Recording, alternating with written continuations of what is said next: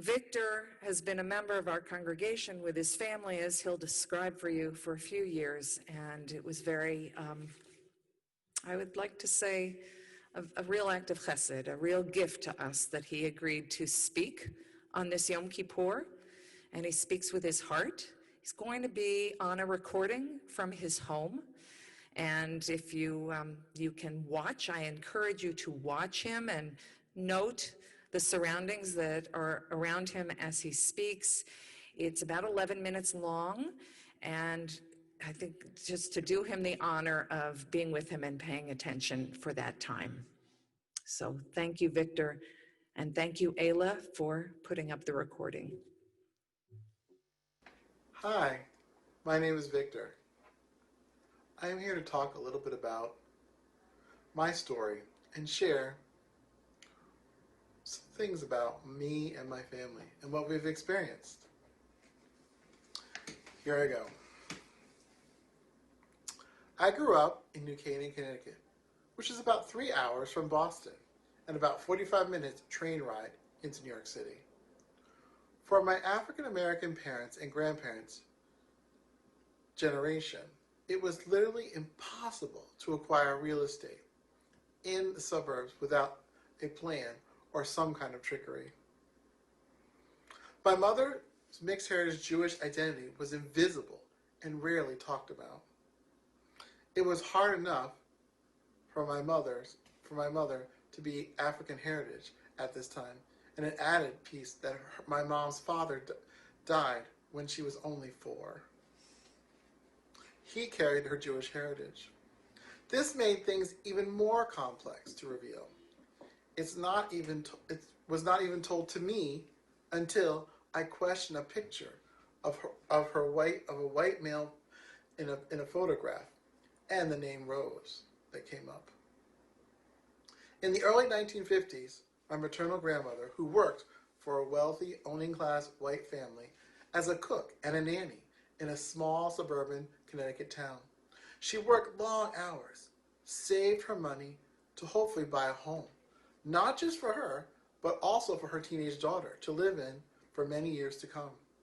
This also was a better option instead of renting, as she saw home ownership as a financial investment, or living with the family that she worked for.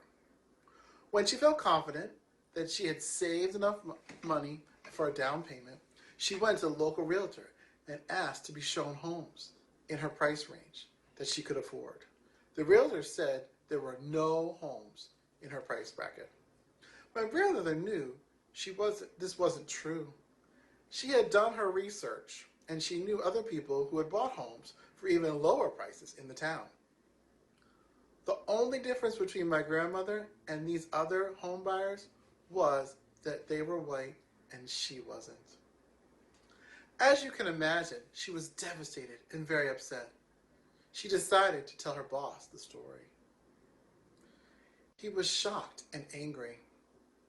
He made a plan with my grandmother to look for houses with the same realtors on his own. His appointment with the realtors to purchase the home, so he made one. One day, he decided to sign for a house. He went to my grandmother and my mom and said, "Today's the day." He went back to the realtors and said, "So, these 2 ladies would like to buy a house today." So the realtor had to sell the house to my grandmother and mom. But the story doesn't end there, as I wish it did. The neighbors were very upset when they found out that these 2 black women were buying a house in their neighborhood, and they started to petition on the street to get them to move out. My mom and grandma were harassed, threatened. The neighbors stared at them with mean looks when they went outside of their own property or drove out of the driveway. This went on for about 3 years. Then one day, an older lady from across the street came over with an apple pie to welcome them to the neighborhood. She told them the whole story about the petition and people wanting them to move out. In tears, she explained that she had never signed the petition and never intended to, but her sister did, who lived next door to her. She apologized for her sister and the other neighbors' prejudice and racism. She said people are afraid of change. She tried to talk to them when they came by with the petition and said, "What could two women do to hurt and destroy our neighborhood? You're just being ridiculous." The conversation led to friendship between my family and these two sisters. The one had originally signed the petition realized that she had been confused and that her sister was right and that my grandmother and mother were great neighbors. These two sisters often came over to my home for dinner and events in later years and became my babysitters and extended family. I called one of them Grandma Pick because her name was Pickering. And the other sister I called Aunt Maudie. I felt this story was important to tell you today since Yom Kippur is a time of reflection. I came to realize without caring and loving allies / co-conspirators, my mom and grandmother would have never been able to own their home. I look at my grandmother and my mom as pioneers by buying this home and not giving up and moving out when things got really hard. I ended up growing up in this house, and sadly, we are about to put it up for sale soon. Now that my dad lives here and my mom died, there's no need for the house anymore. I find it hard to think about this as I give up the legacy for my family. I think about it often. I wonder how many families of African heritage have stories like this one. For me, my struggles are different than my parents and grandparents who lived through segregation.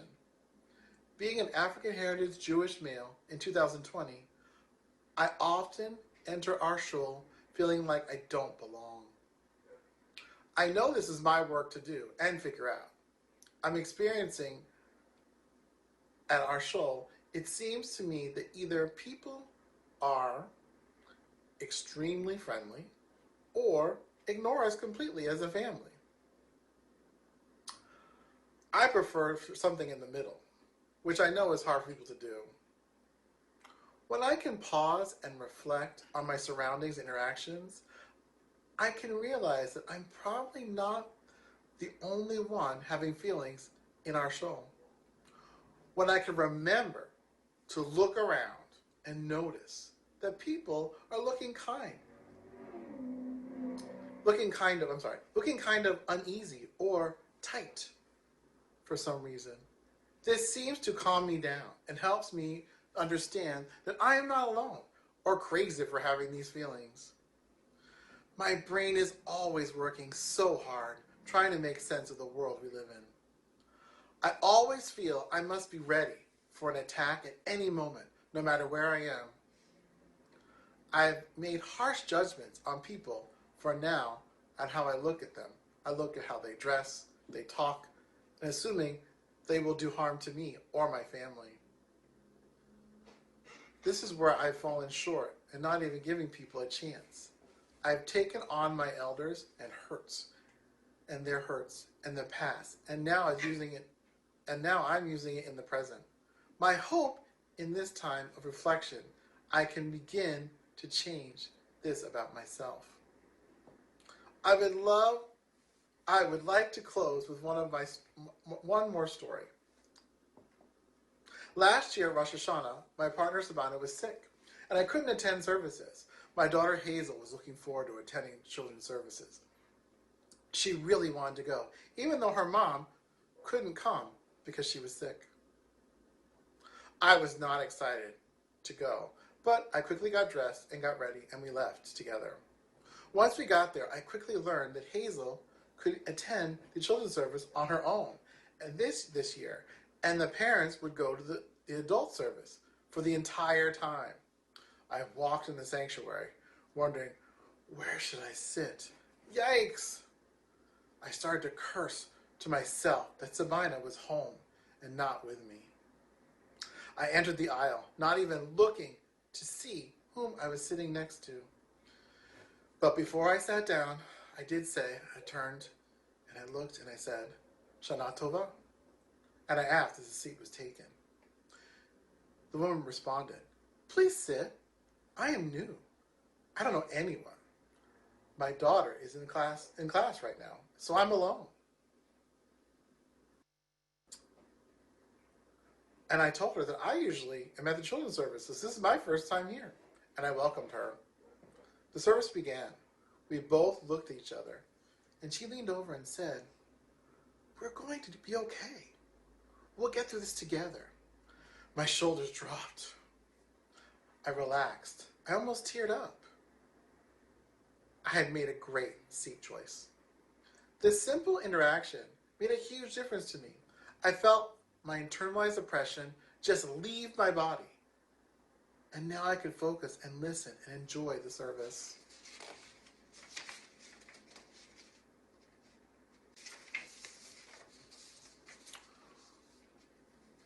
Without worrying about if I'm taking up too much space, annoying the person or I'm sitting next to, for just being myself.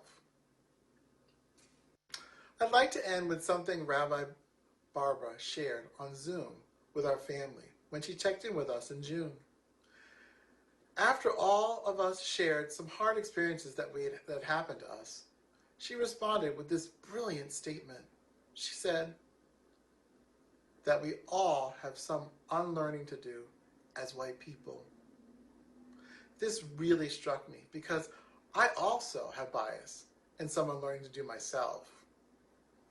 So for this Yom Kippur, I want to challenge all of you to look at your past experiences and your family's legacy. And what bias do you bring to the table? What are you willing to look at and let go so you can unlearn these biases we all carry? Thanks for listening.